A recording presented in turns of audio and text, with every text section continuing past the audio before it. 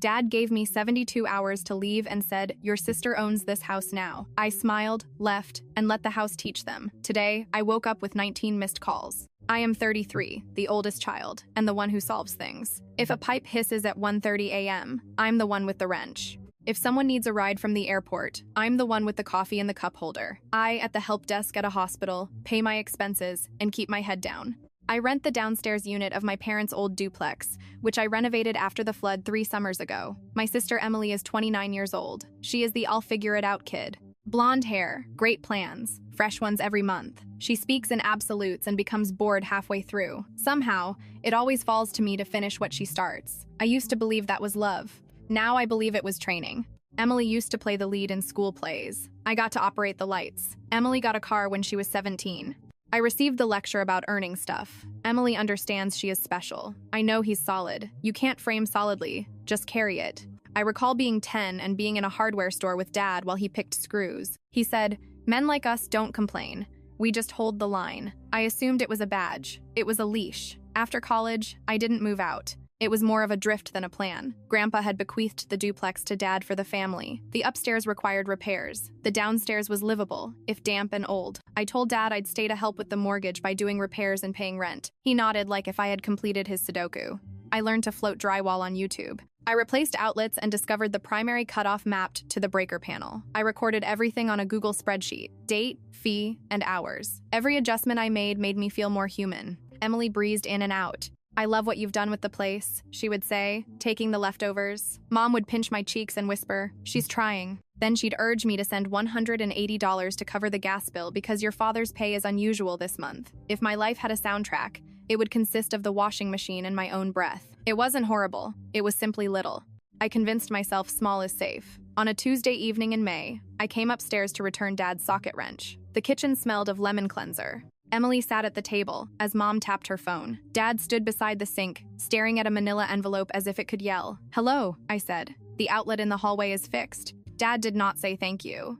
He gazed at my hands, then my face, before clearing his throat. "Ethan, please, sit." I sat. Emily did not look up. Mom folded a dish towel in half twice. Dad took out large, official-looking documents, brittle with staples. He slid them over the table. "You have 72 hours to get your things out," he added, his voice flat. "Your sister now owns this house." The words hit me like a cold glass of water on the back.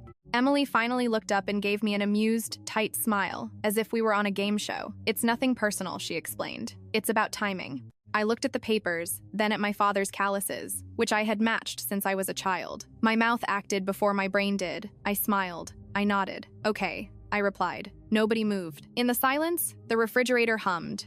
A drop of cleaner ran down the cabinet, forming a wet comma on the floor. Mom whispered, "It will be beneficial for you to spread your wings." She uttered it as if it were a quotation that she did not believe. 72 hours. Dad repeated the statement, as if he had practiced it. I placed the wrench on the table, taking care not to break anything, and said nothing further. It did not begin with those papers. It began years ago, when assistance turned into funding. After college, I obtained a job and moved into the downstairs for $700 per month in family rent. Market rent was $1,400. I told myself that I was lucky. Initially, the funds went directly to the mortgage. Then small things started happening. Mom would call. The tax bill arrived early. "Can you float $360? I will pay you back." Dad would text, "Roof guy needs a deposit." I deposited $650 here and $1,050 there. I kept receipts. I thought I was being smart. Emily went between bartending, a marketing internship that sold supplements, a startup that paid in equity, and pizza. She'd arrive with a suitcase and ask, "Can I crash for a couple weeks?" A couple weeks became 4 months. "You're a saint," Mom would say to me while handing Emily a set of keys. I once loaned Emily $1,400 for car-related expenses. She said she'd repay me next Friday. Then, after the wedding, I'm working. Then, after my tax return arrived, I made a note in my phone. I stopped opening that note because it made me feel small and annoyed every time. The duplex wasn't fancy, but I improved it. After the flood, I replaced the old cabinets, which had warped and smelled like old cereal.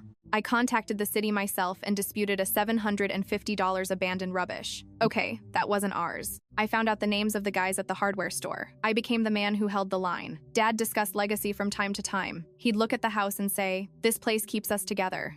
I asked him, "So, what's the plan when you and Mom retire?" He responded, "We'll figure it out." That statement made my stomach feel like a drawer that wouldn't close. In February, Dad's friend died. Following the funeral, Dad became quiet and practical. He began sorting papers. I saw a fresh folder on his desk. Estate. Something inside me sat up. I asked, "Everything okay?" He inquired. "Just getting ducks in a row." In March, Emily proposed to Ryan. He donned fancy shoes and made statements like, "We're building a brand."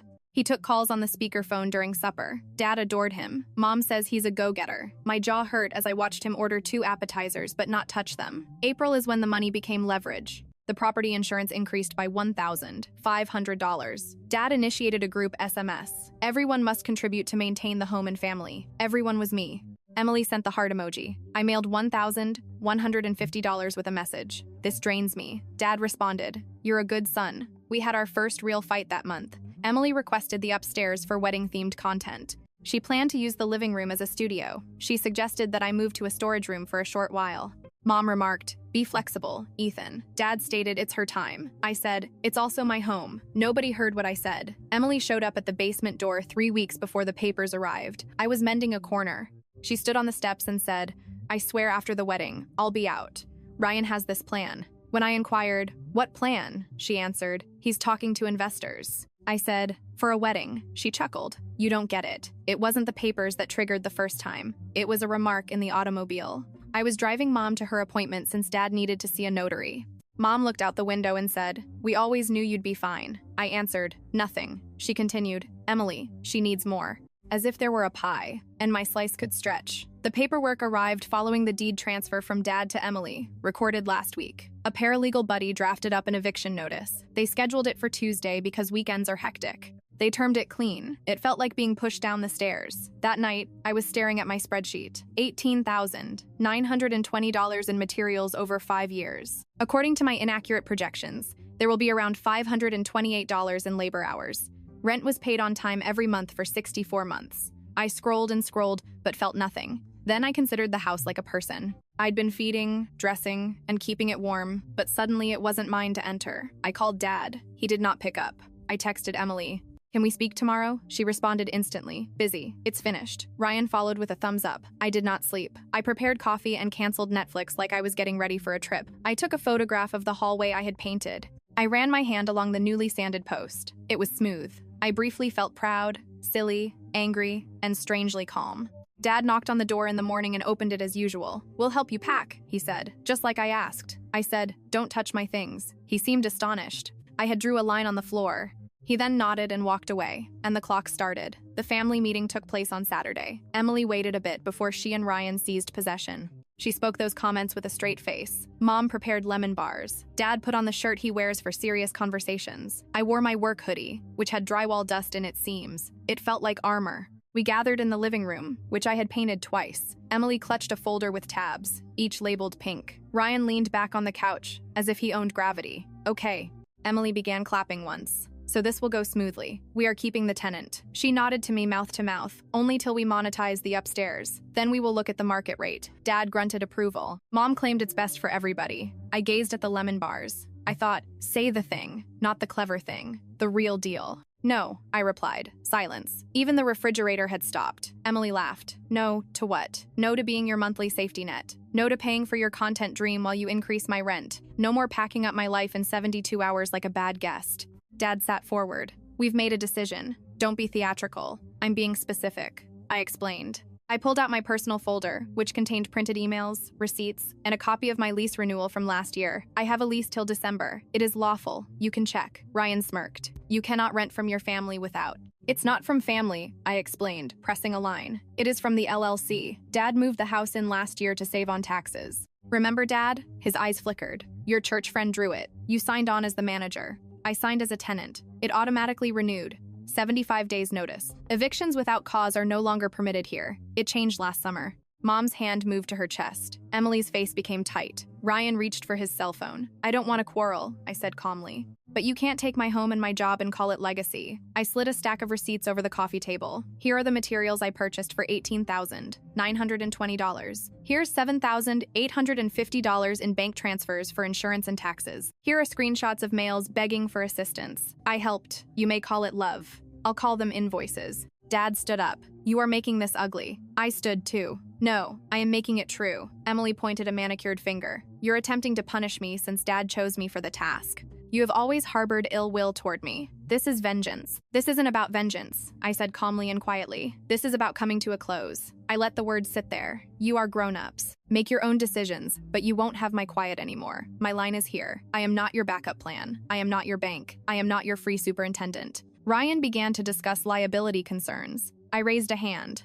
If you want me out, obey the law. If you want to talk, do so in writing. No more hallway decisions. Dad's voice came back strongly.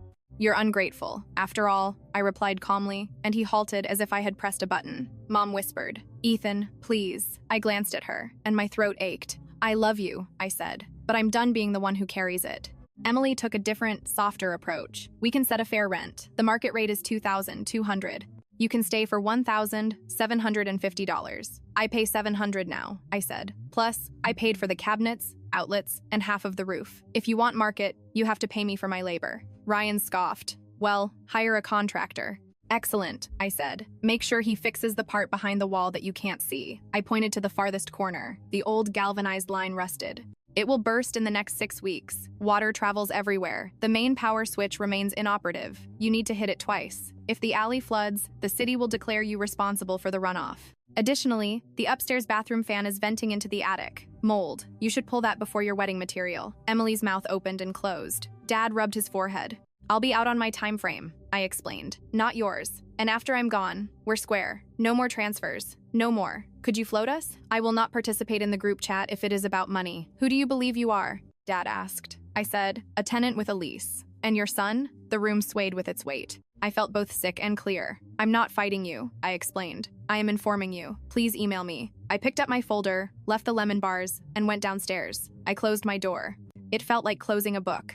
The calls began that night. 11 missed calls from Dad, 6 from Mom, 4 from Emily, and 2 from a number I didn't recognize, Ryan's lawyer friend. I put my phone face down and washed the dishes slowly, as if I had all the time in the world. Emily texted at 8:18 p.m. Okay, we're willing to give you until the end of June. New rent is $1,750 starting June 5th. I didn't respond. At 8:52 p.m., Dad, we do not want to go to court. Be reasonable. Then you're breaking your mother's heart. So where is the garage door opener? I put the opener on the counter and took a photo for my records. The next morning, I sent my lease to Emily and Dad with a brief note. As previously discussed, I will vacate by July 28th. Rent remains at $700 per lease. Communications are in writing. My hands shook. My voice in the email did not change. The clock continued to tick, but now it belonged to me. I created a moving budget.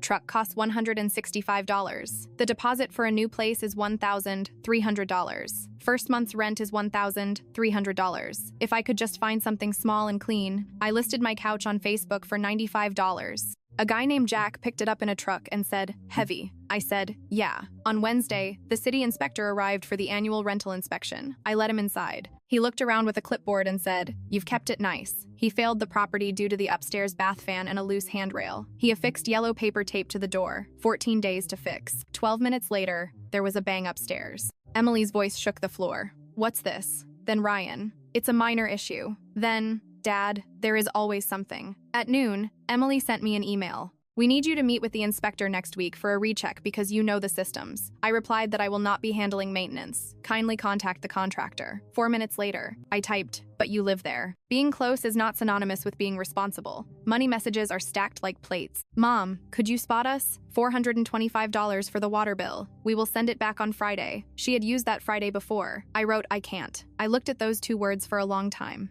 They kept me awake that night and then oddly helped me sleep the following Friday. I visited a studio above a barber shop. The landlord, a tired woman named Nora, stated, it's not the Ritz, but it's quiet after 8.